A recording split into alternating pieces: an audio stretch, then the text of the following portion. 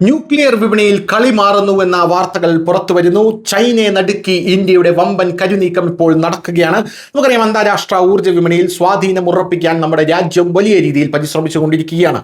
ആഗോള യുറേനിയം സ്രോതസ്സുകൾ സ്വന്തമാക്കുന്നതിനായുള്ള ഇന്ത്യയുടെ പുതിയ നീക്കങ്ങൾ ആഗോള തലത്തിൽ തന്നെ ശ്രദ്ധ നേടുകയാണ്.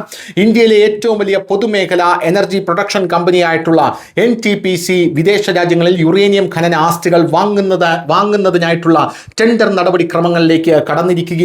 അന്താരാഷ്ട്ര ഊർജ്ജ വിപണിയുമായി ബന്ധപ്പെട്ട് ചൈന ഉയർത്തുന്ന സാമ്പത്തിക രാഷ്ട്രീയ തന്ത്ര വെല്ലുവിളികൾക്കുള്ള മറുപടി കൂടിയാണ് ഇത് എന്നുള്ളതാണ് പ്രധാനപ്പെട്ട കാര്യം. ചൈനയുടെ ആധിപത്യമാണ് ഈ കാര്യത്തിൽ നടക്കുന്നത് എന്നുള്ളത് പച്ചയായിട്ടുള്ള യാഥാർത്ഥ്യമാണ്. പതിറ്റാണ്ടുകളായി വിദേശ രാജ്യങ്ങളിൽ യുറേനിയം ഖനികൾ വാങ്ങിക്കൂട്ടുന്ന പരിപാടി ചൈനയാണ് നടത്തുന്നത്.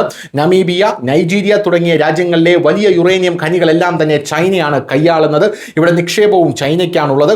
ആഗോള ഹരിത ഇന്ധന വിപണി, ആണവ സ്രോതസ്സുകൾ എന്നിവയ്ക്ക് മേൽ ആധിപത്യം സ്ഥാപിക്കുന്നതിലൂടെ മറ്റ് രാജ്യങ്ങളെയും വരുതിയിൽ കൊണ്ടുവരാനുള്ള ചൈനയുടെ ശ്രമത്തിനാണ് ഇന്ത്യ നിലവിൽ ചെക്ക് വെച്ചിരിക്കുന്നത്. ഇന്ത്യയുടെ ജാദ്ഗുഡ പോലെയുള്ള ആഭ്യന്തര യുറേനിയം നിക്ഷേപങ്ങൾ ലോവർ ഗ്രേഡ് വിഭാഗത്തിൽ ഉൾപ്പെടുന്നതിനാൽ ആണവോർജ്ജ വിപുലീകരണത്തിന് ഇന്ത്യക്ക് മറ്റു രാജ്യങ്ങളെ ആശ്രയിക്കേണ്ടതായി വരുന്നു. ചൈന ആഗോള വിപണി മുഴുവൻ കീഴടക്കിയാൽ അത് ഭാവിയിൽ ഇന്ത്യയുടെ ഊർജ്ജ സുരക്ഷയ്ക്ക് വലിയ ഭീഷണിയായി മാറും. ചൈനയുടെ കരുനീക്കങ്ങളെ മറികടക്കാൻ തന്ത്രപരമായിട്ടുള്ള മാസ്റ്റർ പ്ലാനാണ് ഇന്ത്യ മുന്നോട്ട് വയ്ക്കുന്നത്. ലോകത്തെ ഏറ്റവും കൂടുതൽ യുറേനിയം നിക്ഷേപമുള്ള ഓസ്ട്രേലിയയുമായി ഇന്ത്യ സിവിൽ ആണവ കരാറിൽ നേരത്തെ തന്നെ ഒപ്പുവെച്ചിട്ടുണ്ട്.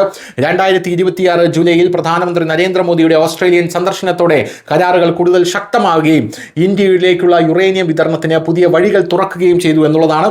വിദേശത്തു നിന്ന് നേരിട്ട് ഇന്ധനം വാങ്ങുന്ന ഒരു ഉപഭോക്താവ് എന്ന നിലയിൽ നിന്ന് അവിടുത്തെ ഖനികളിൽ നേരിട്ട് ഓഹരി പങ്കാളിത്തം നേടാനാണ് NTPC ശ്രമിക്കുന്നത്.